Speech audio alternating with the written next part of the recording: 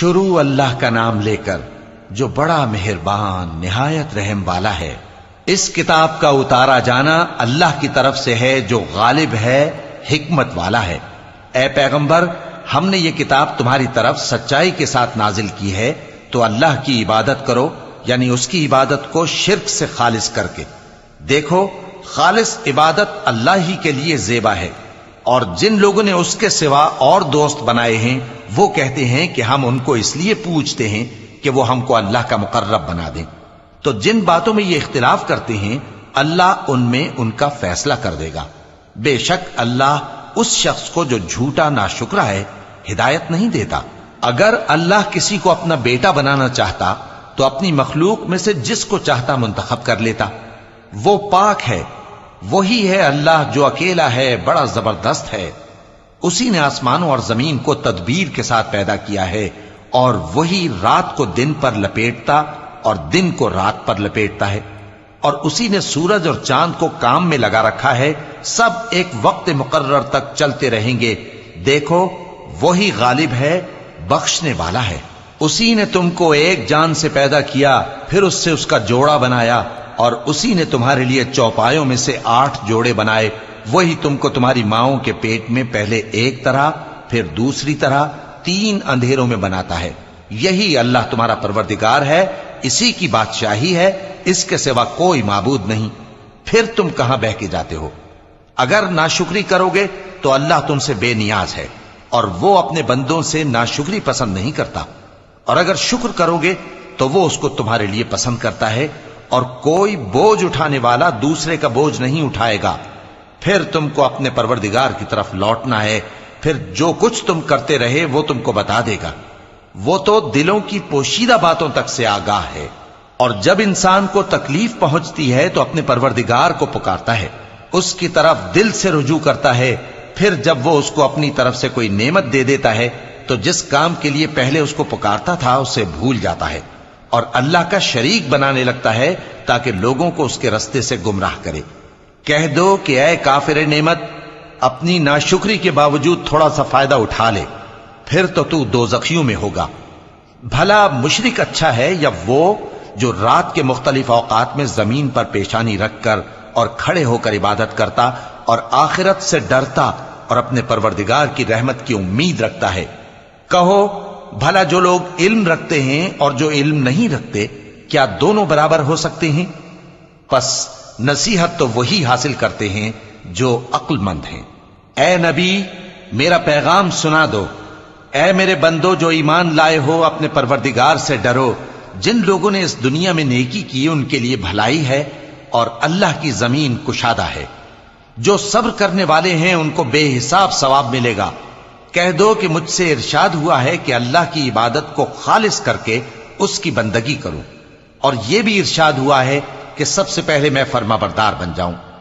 کہہ دو کہ اگر میں اپنے پروردگار کا حکم نہ مانوں تو مجھے بڑے دن کے عذاب سے ڈر لگتا ہے۔ کہہ دو کہ میں اپنے دین کو شرک سے خالص کر کے اللہ ہی کی عبادت کرتا ہوں، اب تم اس کے سوا جس کی چاہو پرستش کرو۔ کہہ دو کہ نقصان اٹھانے والے تو وہی لوگ ہیں جنہوں نے قیامت کے دن اپنے آپ کو اور اپنے گھر والوں کو نقصان میں ڈالا۔ دیکھو، یہی سراسر نقصان ہے۔ ان کے اوپر آگ کے سائبان ہوں گے اور نیچے اسی کے فرش ہوں گے۔ یہ وہ عذاب ہے جس سے اللہ اپنے بندوں کو ڈراتا ہے کہ اے میرے بندو، مجھی سے ڈرتے رہو۔ اور جنہوں نے اس بات سے پرہیز کیا کہ بتوں کو پوجیں اور اللہ کی طرف رجوع کیا، ان کے لیے بشارت ہے۔ تو میرے بندوں کو بشارت سنا دو۔ جو بات کو غور سے سنتے ہیں پھر سب سے اچھی باتوں کی پیروی کرتے ہیں، یہی وہ لوگ ہیں جن کو اللہ نے ہدایت دی، اور یہی عقل والے ہیں۔ بھلا جس شخص پر عذاب کا حکم صادر ہو چکا ہو تو کیا تم اسے جو دوزخ میں پڑا ہو نکال سکتے ہو؟ لیکن جو لوگ اپنے پروردگار سے ڈرتے ہیں ان کے لیے اونچے اونچے محل ہیں جن کے اوپر بالا خانے بنے ہوئے ہیں اور ان کے نیچے نہریں بہ رہی ہیں۔ یہ اللہ کا وعدہ ہے، اللہ وعدے کے خلاف نہیں کرتا۔ کیا تم نے نہیں دیکھا کہ اللہ آسمان سے پانی نازل کرتا، پھر اس کو زمین میں چشمے بنا کر جاری کرتا، پھر اس سے کھیتی اگاتا ہے جس کے طرح طرح کے رنگ ہوتے ہیں، پھر وہ تیار ہو جاتی ہے، پس تم اس کو دیکھتے ہو کہ زرد ہو گئی ہے، پھر اسے چورا چورا کر دیتا ہے۔ بے شک اس میں عقل والوں کے لیے نصیحت ہے۔ بھلا جس شخص کا سینہ اللہ نے اسلام کے لیے کھول دیا ہو، سو وہ اپنے پروردگار کی طرف سے روشنی پر ہو، تو کیا وہ سخت دل کافر کی طرح ہو سکتا ہے؟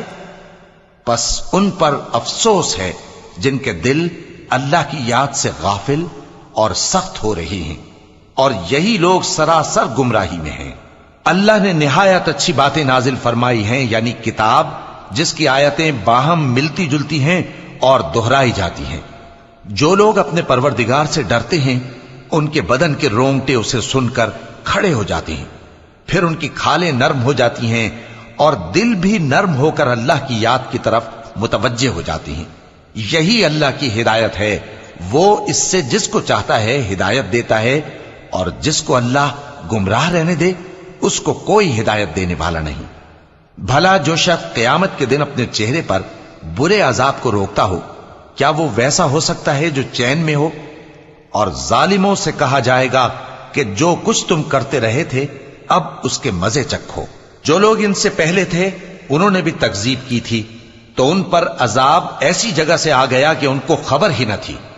پھر ان کو اللہ نے دنیا کی زندگی میں رسوائی کا مزہ چکھا دیا، اور آخرت کا عذاب تو بہت ہی بڑا ہے۔ کاش یہ سمجھ رکھتے۔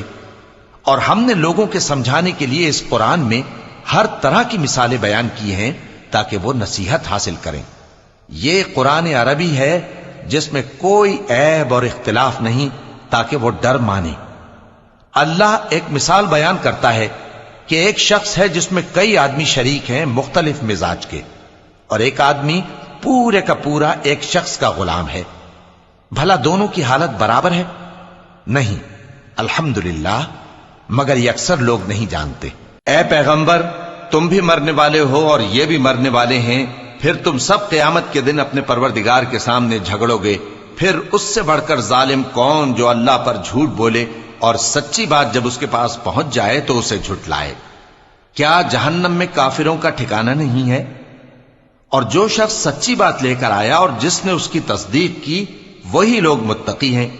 وہ جو چاہیں گے ان کے لیے ان کے پروردگار کے پاس موجود ہے۔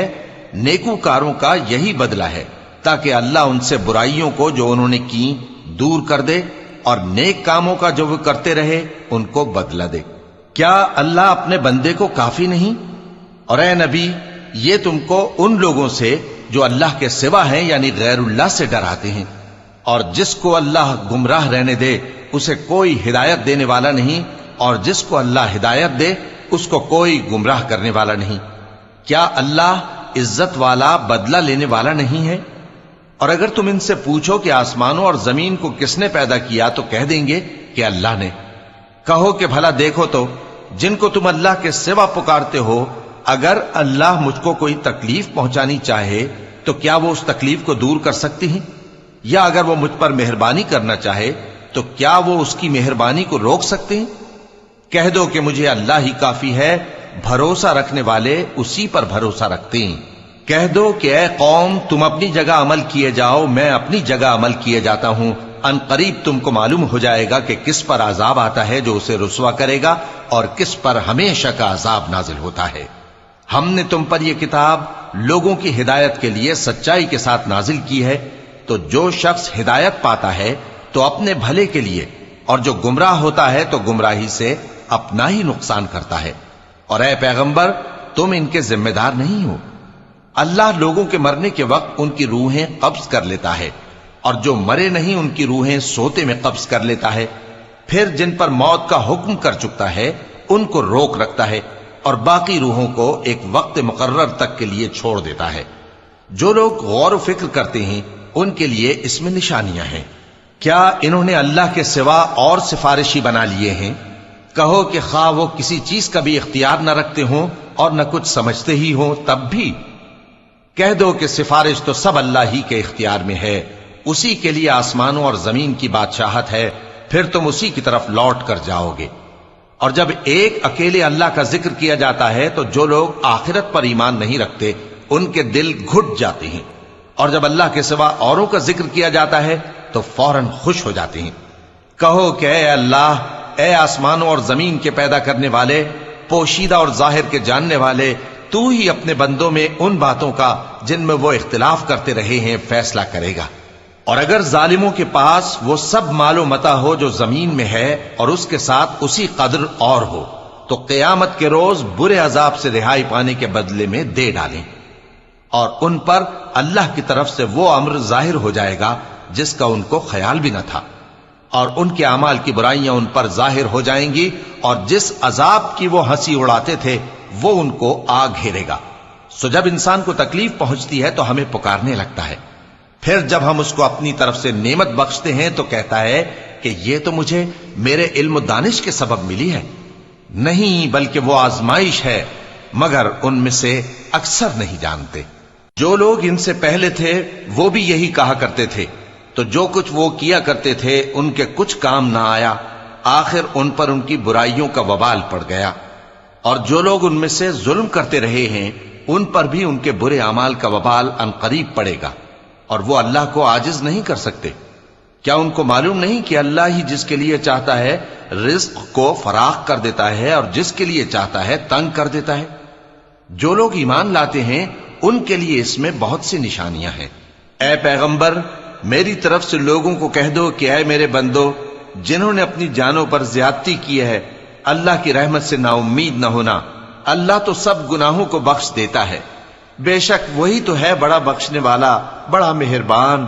اور اس سے پہلے کہ تم پر عذاب آ واقع ہو، اپنے پروردگار کی طرف رجوع کرو اور اس کے فرما بردار ہو جاؤ، ورنہ بعد میں تم کو مدد نہیں ملے گی۔ اور اس سے پہلے کہ تم پر ناگہاں عذاب آ جائے اور تم کو خبر بھی نہ ہو، اس نہایت اچھی کتاب کی جو تمہارے پروردگار کی طرف سے تمہاری جانب نازل ہوئی ہے پیروی کرو۔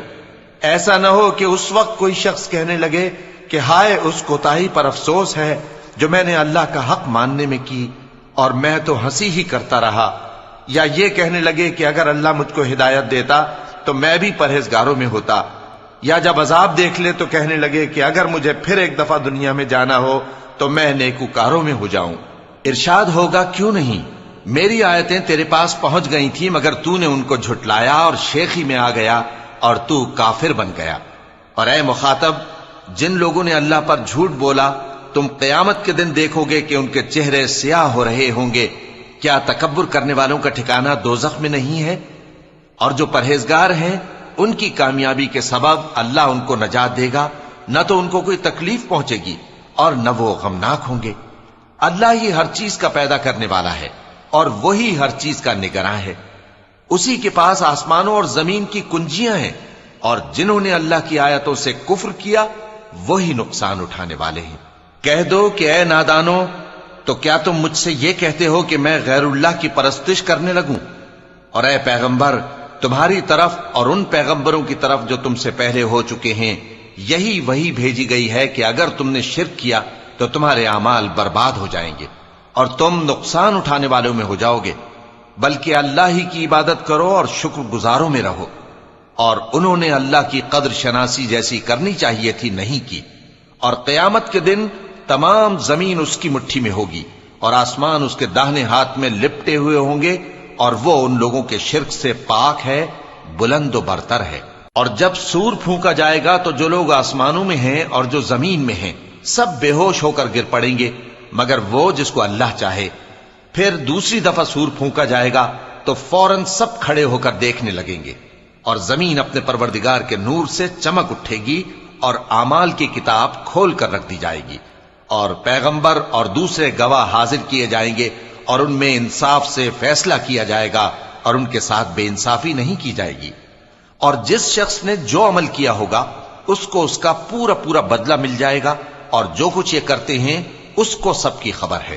اور کافر گروہ گروہ کر کے جہنم کی طرف ہانکے جائیں گے، یہاں تک کہ جب وہ اس کے پاس پہنچ جائیں گے تو اس کے دروازے کھول دیے جائیں گے، اور اس کے داروغہ ان سے کہیں گے کہ کیا تمہارے پاس تمہیں میں سے پیغمبر نہیں آئے تھے جو تم کو تمہارے پروردگار کی آیتیں پڑھ پڑھ کر سناتے اور تمہارے اس دن کے پیش آنے سے تمہیں ڈراتے تھے؟ وہ کہیں گے کیوں نہیں، لیکن کافروں کے حق میں عذاب کا حکم ثابت ہو چکا تھا۔ کہا جائے گا کہ دوزخ کے دروازوں میں داخل ہو جاؤ، ہمیشہ اس میں رہو گے، سو تکبر کرنے والوں کا برا ٹھکانہ ہے۔ اور جو لوگ اپنے پروردگار سے ڈرتے ہیں ان کو گروہ گروہ کر کے بہشت کی طرف لے جایا جائے گا، یہاں تک کہ جب وہ اس کے پاس پہنچ جائیں گے اس حال میں کہ اس کے دروازے کھولے جا چکے ہوں گے اور اس کے داروغہ ان سے کہیں گے کہ تم پر سلام ہو، تم بہت اچھے رہے، اب اس میں ہمیشہ کے لیے داخل ہو جاؤ۔ اور وہ کہیں گے کہ اللہ کا شکر ہے جس نے اپنے وعدے کو ہم سے سچا کر دیا اور ہم کو اس زمین کا وارث بنا دیا، ہم بہشت میں جہاں چاہیں رہیں، تو اچھے عمل کرنے والوں کا بدلہ بھی کیسا خوب ہے۔ اور تم فرشتوں کو دیکھو گے کہ عرش کے گرد گھیرا باندھے ہوئے ہیں اور اپنے پروردگار کی تعریف و تسبیح کر رہے ہیں، اور ان میں انصاف کے ساتھ فیصلہ کر دیا جائے گا اور کہا جائے گا کہ ہر طرح کی تعریف اللہ ہی کے لیے ہے جو تمام جہانوں کا مالک ہے۔